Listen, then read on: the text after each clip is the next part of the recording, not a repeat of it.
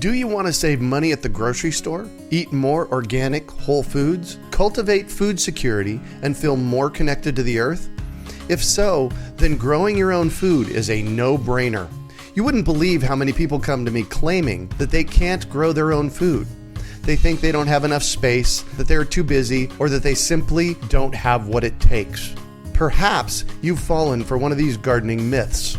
If you think you can't grow food, or if you think the only food that you have access to is what you buy in the grocery store, I have a life-changing webinar that you need to see.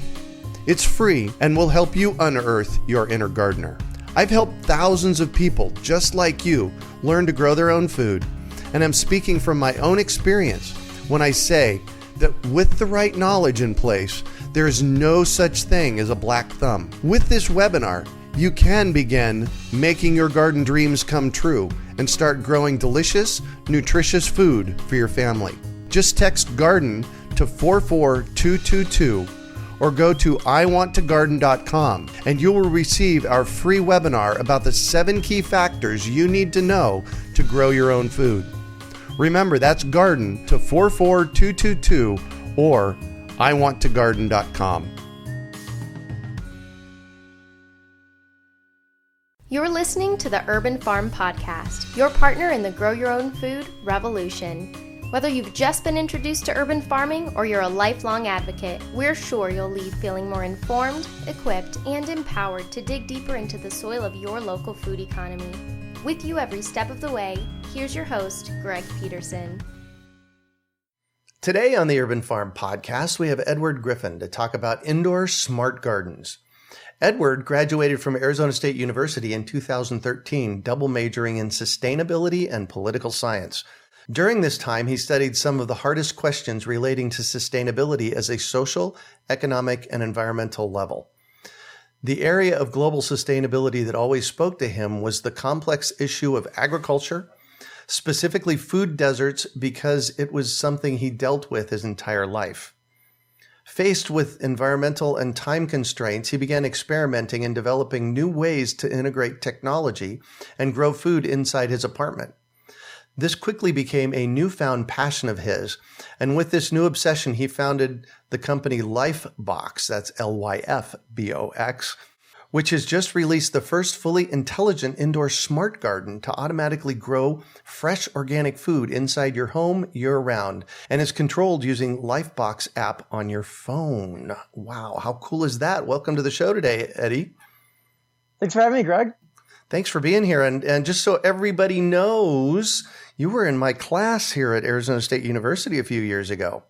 Yeah, you were actually the one that turned me on to agriculture. I was studying sustainability, and actually agriculture never even really came across my mind. And then once I took your class, actually kind of turned my life into a whole new direction and fell in love with it absolutely, with how multifaceted the whole issue is.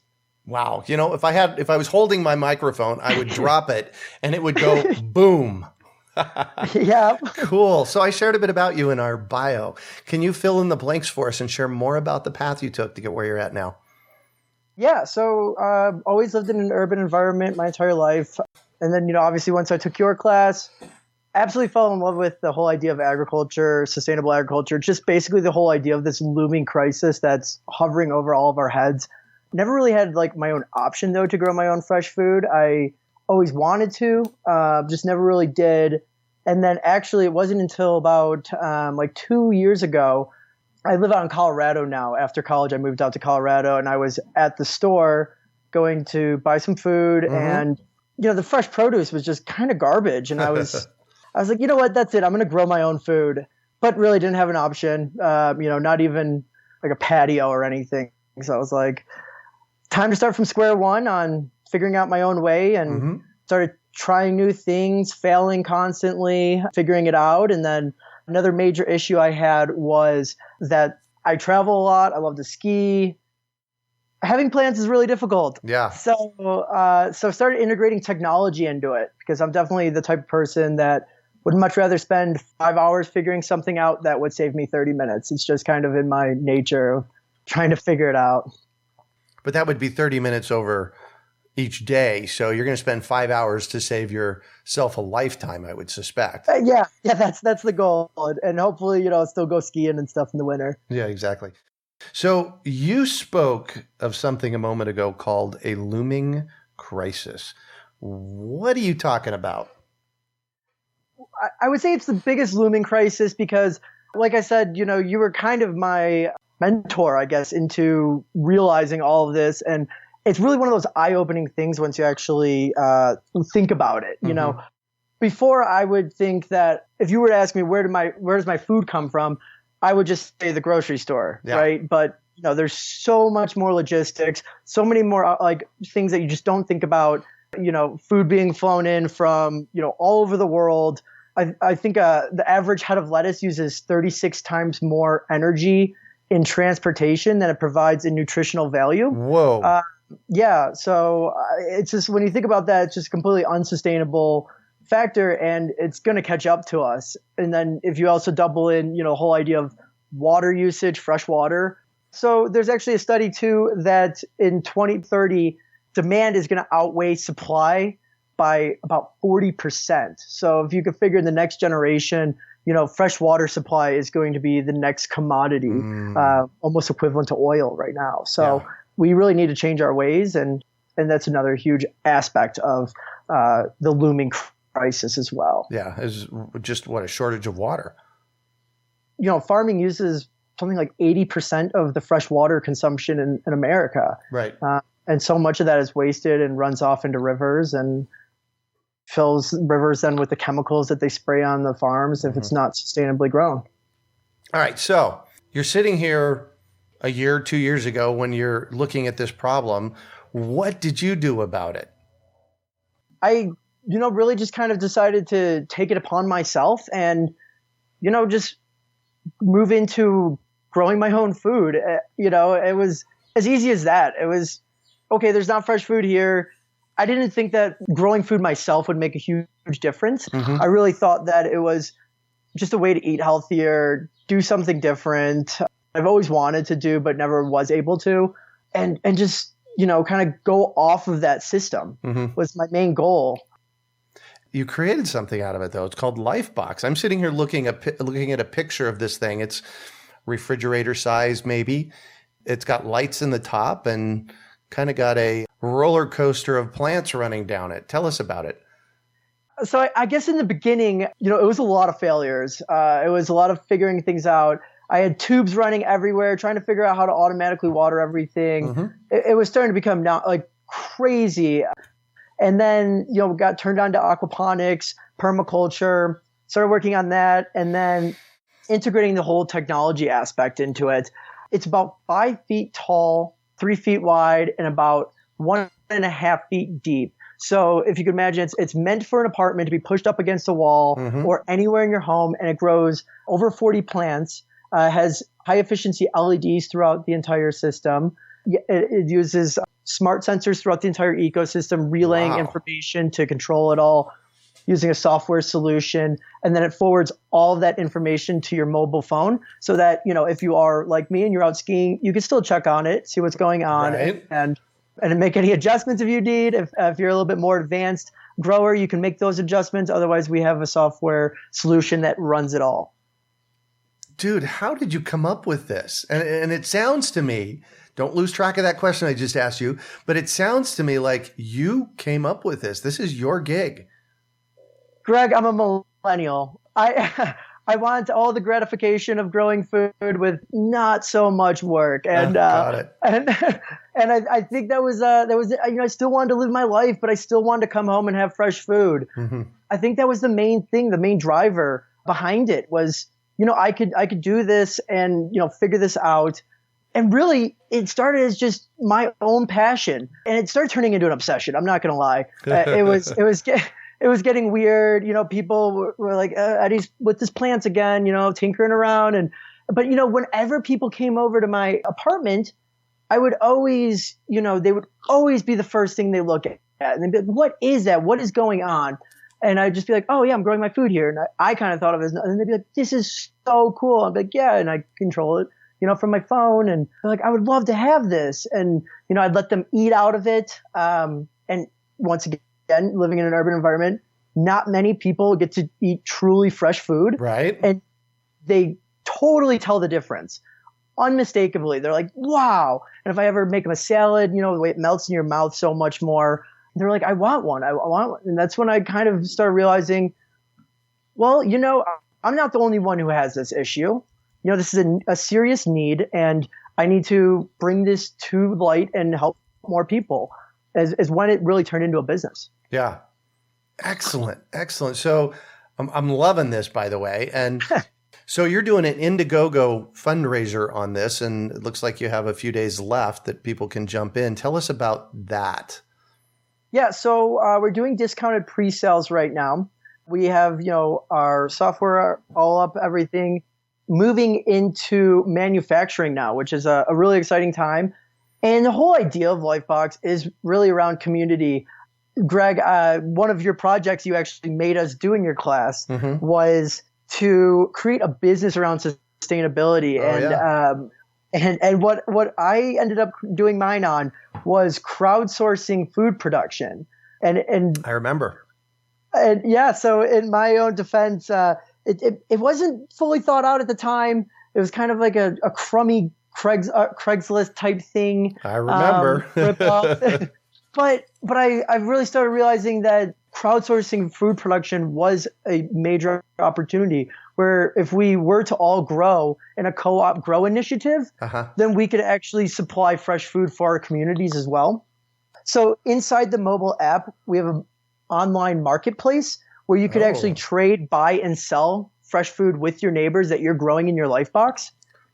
So that way we could bring fresh food to more people within our community. Yeah. So it made the most sense to go on to Indiegogo, because what we're looking for is to create that community as a bottom-up approach, the community economy. And it made the most sense to go on to Indiegogo because it has a lot of opportunity, and I want to expand that out to more people.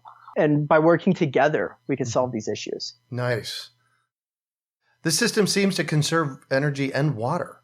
And I'm looking at the energy savings on this thing, and it's crazy. Tell me about that.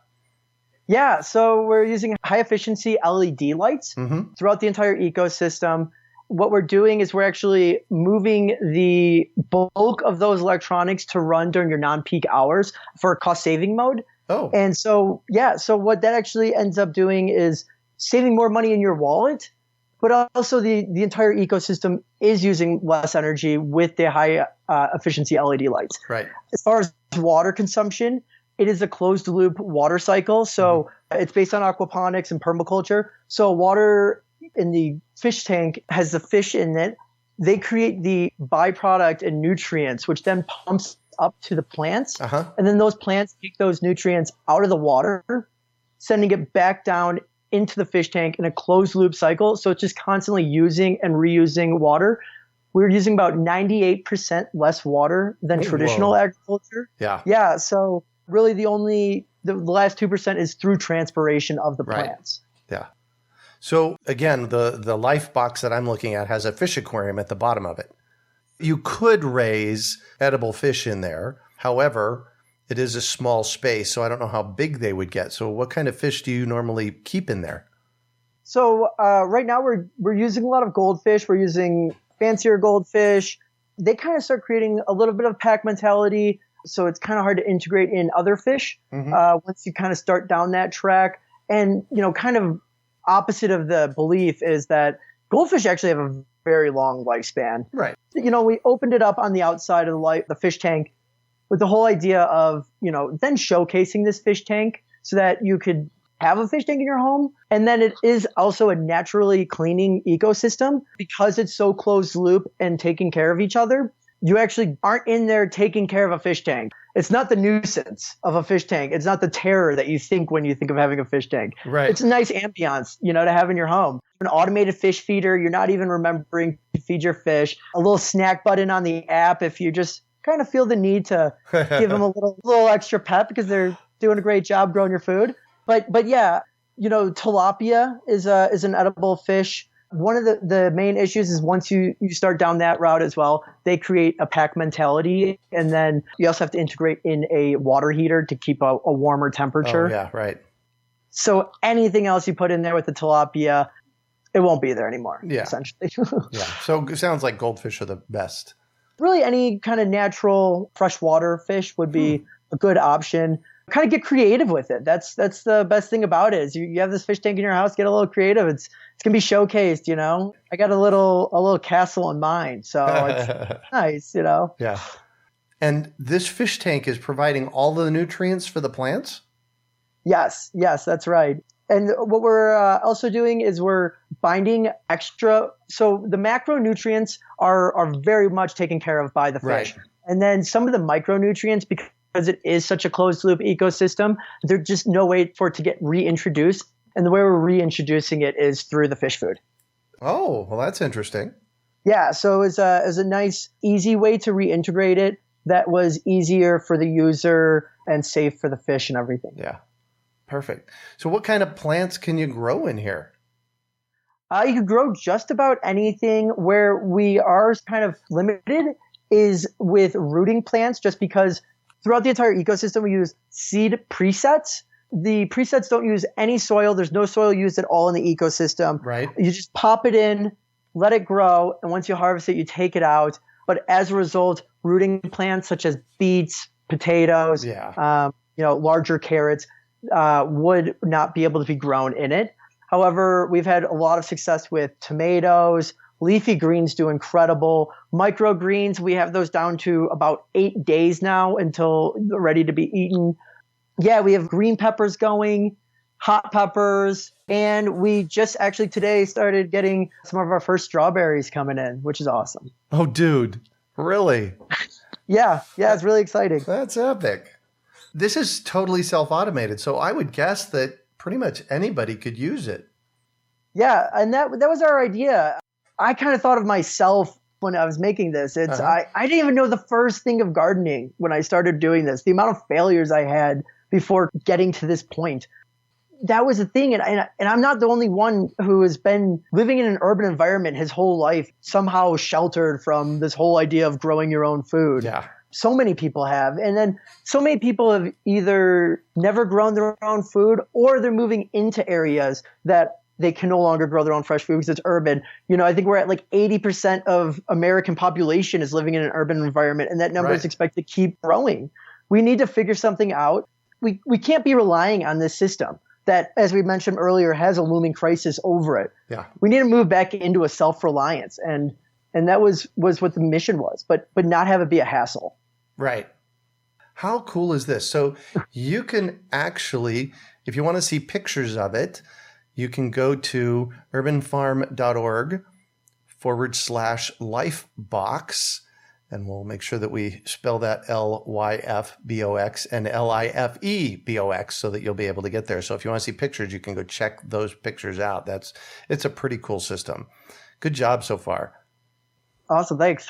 So I'm going to shift on you, and I'd like for you to talk about a time you failed, how you overcame that failure, and what you learned from it. And I just want to tell everybody that I asked you earlier on, because you're younger. You said you're a millennial. I said, have you had any failures yet? And what was your response? I think thousands, I said. I think I said thousands of failures. Yeah.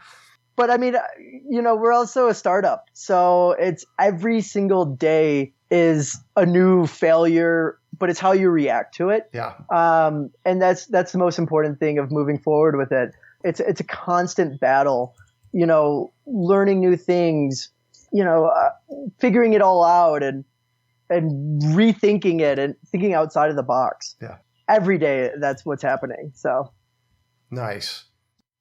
So what do you consider your biggest success so far? I would really say, personally, just growing my own fresh food. I would say that's the biggest success, not because I created this business, but what I figured out and learned, and as I mentioned earlier, I became obsessed with, is growing fresh food actually started making me feel better. And I don't know if it's, reconnecting with Earth, or if it's eating better, but overall, I just had a better sense of well-being. Imagine that you eating fresh food and you have a better sense of well-being. And caring for something. I mean, it's just like a intuitive. I don't know. It's nice. Sometimes if I have a bad day, I go in and got to play around with my plants and grab a couple bites, and I feel better. What's your favorite thing to grow in your Lifebox? I've been getting really into the microgreens lately, testing all sorts of variety from the kale and broccolis. They just taste so good on everything. Yeah, you could add it to every single meal you're eating, and it gets better. I think I read too that it was like 300% more nutrients are in microgreens. Yeah. Yeah. And they only take like 8 days to grow, and you could grow so many. It's awesome. Yeah. Cool. What drives you? Why are you doing this, dude? I'm really driven by sustainability because it's creating efficiencies and humans just becoming more efficient with sustainability and becoming less wasteful. Yeah. And to me, that's the most important thing is there's so much that can be done to make us more efficient human beings. And it just fascinates me and it gets me excited, honestly. Yeah, I love it. And efficiency doesn't have to go against us. Technology is even more advanced than we have any realm of even knowing how to use it. Yeah. Which is so fascinating. And then seeing, okay, we could use this technology to better our lives, to eat better, to, work together and provide fresh food for communities by working together. It's an amazing time. It's an amazing time right now. There's so much truth to that. We do live in an absolutely amazing time. And, some people are out there thinking, well, it's pretty crazy out there. And I like to look at it like there's so many opportunities for us to, create positive, happy change. It's like change away. Exactly. There's so much globalization. You could connect to anyone around the world at any time. It's fascinating. Yeah, that is the case. So that I'm all about education, and I have to know, is there a book that's been influential for you in this process in your life? I would probably say the book that I read every year, regardless, is Alchemy, or The Alchemist. The Alchemist, yes. Just so much rich lessons to be learned there. What's it about? And it's about, it's written by, was it Paulo Coelho? Yep, that sounds about right. Yeah, Paulo Coelho. And it's basically the journey of a poor child, just kind of keeping a positive attitude and where it kind of takes you throughout life. Yeah. Looking at the brighter side and helping others and working together. I mean, it's really what it's about. Yeah, you know what? This whole community thing around what we're doing is so incredibly important. And I love that you've integrated that into your technology and in your process. Thank you. It's a great aspect that I got from you. Well, ultimately, your class. Yeah. Well, thank you. I love learning from students, and I love when my students actually take to heart what we're doing. So why is this community piece so important then? The main reason behind it is to crowdsource food production because, right now we're not in a sustainable way of growing fresh food. When you go to the store and you're buying vegetables from Mexico that have to travel 2,000 miles to get to you. Yeah. The whole idea is to rethink where food is produced, where it comes from. If you could walk over to your neighbors, get some food from them, and then trade them, other food when they're in need, we start creating this whole realm of 1, eating better, 2, eliminating food miles, which is the carbon footprint that it takes for food to get from point A to point B. Right. And creating community together, Yeah. How great is that you're starting your relationship with a neighbor you may have never talked to and you're trading incredible food. This is a positive thing that people are doing together. Yeah. Yeah. One of the things that we do here at the Urban Farm is we use the lawnmower of the people across the street, and I shuffle them some food. So we're trading food for a resource that they have. it's going back to the basics. Yeah. Everyone, becoming more self-dependent and not reliant. Yeah, exactly. So important. So what one final piece of advice do you have for our listeners? I would say the biggest piece of advice is, one, on the business side is perseverance. Two, I would say sustainability is such an amazing time right now.